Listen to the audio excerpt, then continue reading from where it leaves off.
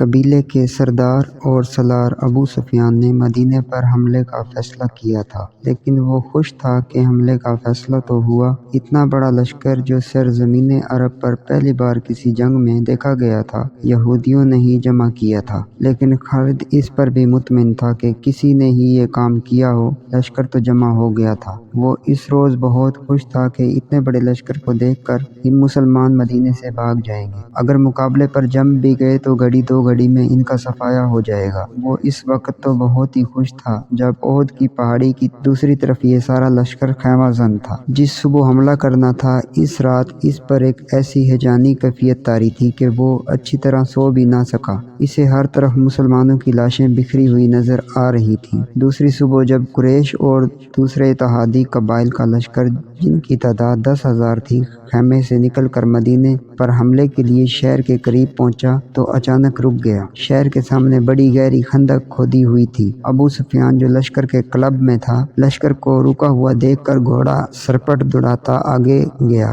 قریش کے جنگجو کیوں رک گئے ہیں؟ ابو سفیان چلاتا جا رہا تھا۔ طوفان کی طرح بڑھو اور محمد کے مسلمانوں کو کچل ڈالو، شہر کی اینٹ سے اینٹ بجا دو۔ ابو سفیان کا گھوڑا جب آگے گیا تو اس نے گھوڑے کی لگام کھینچ اور اس کا گھوڑا اسی طرح رک گیا جس طرح اس کے لشکر کے تمام سوار رکے کھڑے تھے۔ اس کے سامنے خندق تھی، اس پر خاموشی طاری ہو گئی۔ خدا کی قسم، یہ نئی چیز ہے جو میری آنکھیں دیکھ رہی ہیں، ابو سفیان نے گسیلی آواز میں کہا۔ عرب کے جنگجو کھلے میدان میں لڑا کرتے ہیں، خالد بن ولید کو بلاؤ، اکرمہ اور صفوان کو بھی بلواؤ۔ ابو سفیان خندق کنارے کھڑا گھوڑا دوڑاتا لے گیا۔ اسے کہیں بھی ایسی جگہ نظر نہیں آ رہی تھی جہاں سے اس کا لشکر خندق عبور کر سکتا تھا۔ یہ خندق شیخین کی پہاڑی سے لے کر جبل بن عبید کے اوپر پیچھے تک چلی گئی تھی۔ مدینے کے مشرق میں شیخین اور لاوا کی پہاڑیاں تھیں۔ یہ مدینے کا قدرتی دفاع تھا۔ ابو سفیان دور تک چلا گیا۔ اس نے دیکھا کہ خندق کے پاس مسلمان اس انداز سے گھوم پھر رہے ہیں جسے پہرا دے رہے ہوں۔ اس نے گھوڑا پیچھے موڑا اور اپنے لشکر کی طرف چل پڑا۔ 3 گھوڑے اس کی طرف سرپٹ دوڑے آ رہے تھے جو اس کے قریب آ کر رک گئے۔ وہ خالد، اکرمہ اور صفوان کے گھوڑے تھے۔ کیا تم دیکھ نہیں رہے کہ مسلمان کتنے بزدل ہیں؟ ابو سفیان نے ان تینوں کی طرف دیکھا اور کہا، تم کبھی اپنے راستے میں رکاوٹ کھڑی کر کے یا رکاوٹ کھود کر اپنے دشمن سے لڑے ہو؟ خالد پر خاموشی طاری ہو گئی تھی۔ آج مدینے کی طرف جاتے ہوئے اسے یاد آ رہا تھا کہ وہ اس خیال سے جب نہیں ہو گیا تھا کہ ابو سفیان نے مسلمانوں کو بزدل جو کہا تھا وہ ٹھیک کہا تھا، بلکہ خاموش رہ کر وہ اپنی سوچ میں ہو گیا کہ یہ خندق بزدلی کی نہیں، دانش مندی کی علامت تھی۔ جس کسی نے شہر کی دفاع کے لیے یہ طریقہ سوچا تھا وہ کوئی معمولی عقل والا انسان نہیں تھا۔ اس سے پہلے بھی اس نے محسوس کیا تھا کہ مسلمان لڑنے میں اپنے جسم کی طاقت پر ہی بھروسہ نہیں کرتے، وہ عقل سے بھی کام لیتے ہیں۔ خالد کا دماغ ایسی ہی جنگی چالیں سوچتا رہتا تھا۔ مسلمانوں نے بدر کے میدان میں نہایت تھوڑی تعداد میں ہوتے ہوئے قریش کو بہت بڑی شکست دی۔ خالد نے اکیلے بیٹھ کر اس لڑائی کا جائزہ لیا تھا۔ مسلمانوں کی اس فتح میں اسے مسلمانوں کی عسکری قیادت نظر آئی تھی۔ احد کی جنگ میں مسلمانوں کی شکست یقینی تھی، لیکن وہ جنگ فتح اور شکست کے فیصلے کے بغیر ختم ہو گئی۔ اس میں بھی مسلمانوں کو عقل نے کام کیا۔ کوئی اور بات بھی تھی، خالد اسے خیال آیا، کوئی اور بات بھی تھی۔ کچھ بھی تھا، خالد نے اپنے آپ کو جو اب دیا، جو کچھ بھی تھا، میں نے یہ نہیں مانوں گا کہ یہ محمد کے جادو کا اثر تھا یا اس کے ہاتھ میں کوئی جادو ہے۔ ہماری عقل جس عمل اور جس مظاہرے کو سمجھ نہیں سکتی، اسے ہم جادو کہہ دیتے ہیں۔ اہل قریش میں کوئی دانش مند نہیں جو مسلمانوں جیسے جذبے سے اہل قریش کو سرشار کر دے اور ایسی جنگی چالیں سوچے جو مسلمانوں کو ایک ہی بار کچل ڈالیں۔ خدا کی قسم، ہم اس لیے واپس نہیں چلے جائیں گے کہ مسلمانوں نے ہمارے راستے میں خندق کھود رکھی ہے، ابو سفیان خالد، اکرمہ اور صفوان سے کہہ رہا تھا۔ پھر اس نے ان سے پوچھا، کیا خندق عبور کرنے کا کوئی طریقہ تم سوچ سکتے ہو؟ خالد کوئی طریقہ سوچنے لگا، لیکن اسے خیال آیا کہ اگر ان کے لشکر نے خندق عبور کر بھی لی تو مسلمانوں کو شکست دینا آسان نہ ہوگا، خواہ وہ کئی خواہ وہ کتنی ہی تھوڑی تعداد میں کیوں نہ ہو۔ جن انسانوں نے تھوڑے سے وقت میں زمینوں اور چٹانوں کا سینہ چیر ڈالا ہے، ان انسانوں کو بڑے سے بڑا لشکر بھی ذرا مشکل سے ہی شکست دے سکے گا۔ کیا सोच रहे हो वलीद के बेटे? अबू सुफियान ने खालिद को गहरी सोच में खोए हुए देखा तो कहा, हमारे पास सोचने का वक्त नहीं। मुसलमान ये न समझे कि हम बुखला गए हैं, हमें तमाम तर खंदक देख लेनी चाहिए। अकरमा ने कहा, कहीं न कहीं कोई ऐसी जगह होगी जहाँ से हम खंदक अबूर कर सकें। इरफान ने मुहासरा। खालिद ने खुद एतमादी से कहा, मुसलमान खंदक खोद कर अंदर बैठ गए हैं, हम मुहासरा करके बाहर बैठे रहेंगे। वो भूख से तंग आकर एक न एक दिन खुद इसमें खंदक और इसके अतराफ आएंगे जिधर हम हैं। हाँ, अबू सुफियान ने कहा, मुझे भी एक ही तरीका नजर आता है जो मुसलमानों को बाहर आकर लड़ने पर मजबूर कर देगा। अबू सुफियान अपने इन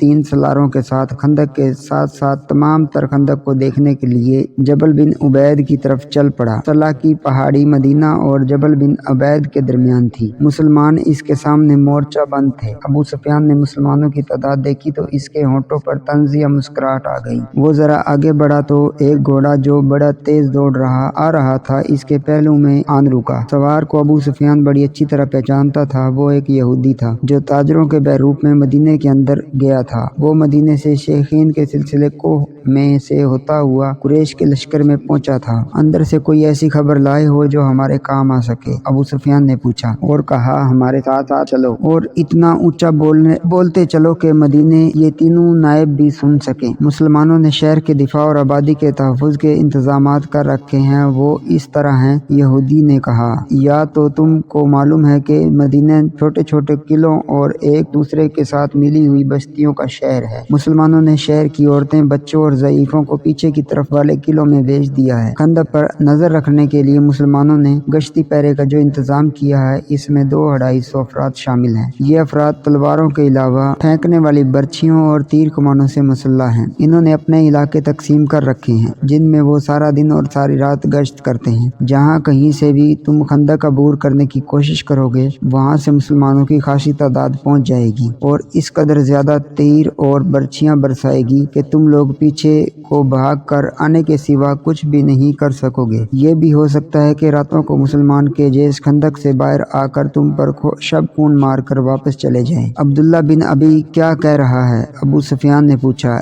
ए कुरैश के सरदार, यहूदी जासूस ने कहा, अपनी उम्र गुजार कर भी तुम इंसानों को समझने के काबिल नहीं हो सके। अब्दुल्ला बिन अबी मुनाफिक है। मुसलमान इसे जमात मुनाफिक का सरदार कहते हैं और हम इसे यहूदियत का गद्दार समझते हैं। इसने मुसलमान होकर हमसे गद्दारी की थी। मुसलमानों में जाकर इसने तुम्हारे हक में इन्हें धोखे दिए। अगर ओद की जंग में तुम जीत जाते तो वो तुम्हारे साथ होता, मगर मुसलमानों का पल्ला भारी देखकर इसने तुमसे भी और यहूदियों से भी नजरें फेर ली हैं। तुम्हें ऐसे आदमी पर भरोसा नहीं करना चाहिए जो किसी मजहब का पैरोकार और वफादार ना हो। और उमैया बिन अतब कहाँ है? अबू सुफियान ने पूछा। वो कुछ न कुछ कर रहा होगा, यहूदी जासूस ने जवाब दिया। मदीने में अभी मेरे साथी मौजूद हैं, वो मुसलमानों को जिस कदर नुकसान पहुँचा सके पहुँचाएंगे। खालिद को आज मदीने की तरफ जाते हुए इस याद से खिफत सी महसूस हो रही कि मक्के से मदीने को कूच करने के वक्त जब इसने अपने साथ 10,000 का लश्कर देखा था तो इसकी गर्दन ऊंची हो गई थी और सीना फैल गया था, लेकिन मदीने के सामने आकर 10,000 का लश्कर रेत के टीलों की तरह है बेजान नजर आने लगा था। इसे मुहाशरे का मंजर याद आने लगा। लश्कर का वो हिस्सा इसकी जेरे कमान था, इसे इसने बड़े अच्छे तरीके से मुहाशरे की तरतीब में कर दिया था। ये मुहासरा 22 रोज तक रहा। पहले 10 दिनों में ही शहर के अंदर मुसलमान खुराक की कमी महसूस करने लगे, लेकिन इससे कुरैश को कोई फायदा नहीं पहुंच सकता था क्योंकि वो अपने साथ खुराक और रसद बहुत कम लाए थे। इनके वहमो गुमान में भी नहीं था कि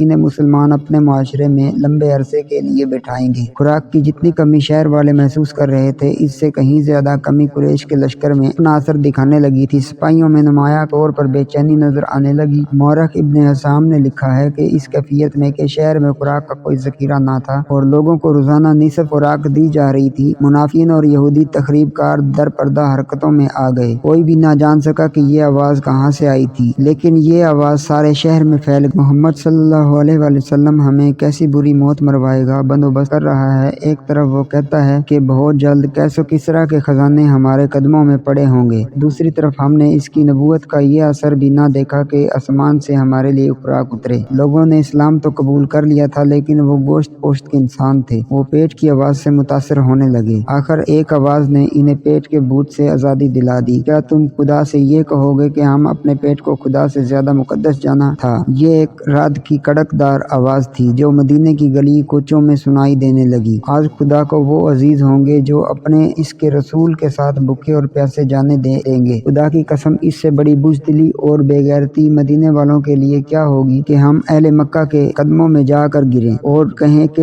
हम तुम्हारे गुलाम हैं, हमें खाने दो। रसूल अकरम शहर के दिफा में इस कदर सरगर्म थे कि आपके लिए दिन और रात एक हो गए थे। आप अल्लाह के महबूब नबी थे। आप चाहते थे तो मौज़ा भी रूनुमा हो सकते थे, लेकिन आप सल्लल्लाहु अलैहि वसल्लम को एहसास था कि हर आदमी पैगंबर और रसूल नहीं, ना कोई इंसान आपके बाद नबूवत और रिसालत का दर्जा हासिल कर सकेगा। इसलिए आप इन इंसानों के लिए ये मिसाल कायम कर रहे थे कि इंसान अपनी लाजवाल जिस्मानी और नफ्सियाती क़ुव्वतों को जो खुदावंद ताला ने इन्हें अता की हैं इस्तिक़लाल और साबित कदमी से इस्तेमाल करें, तो वो मौज़ा नुमा कारनामे अंजाम देता है। मुआशरे के दौरान आप सल्लल्लाहु अलैहि वसल्लम की सरगर्मियाँ और आप सल्लल्लाहु अलैहि वसल्लम की हालत एक सलार के अलावा एक पाई की भी थी। आपको इस कैफियत और इस सरगर्मी में देखकर मुसलमान भूख और प्यास भूल गए और इनमें ऐसा जोश पैदा हो गया कि इनमें बाज खंदक के करीब चले जाते और कुरैश की बुज़दिली के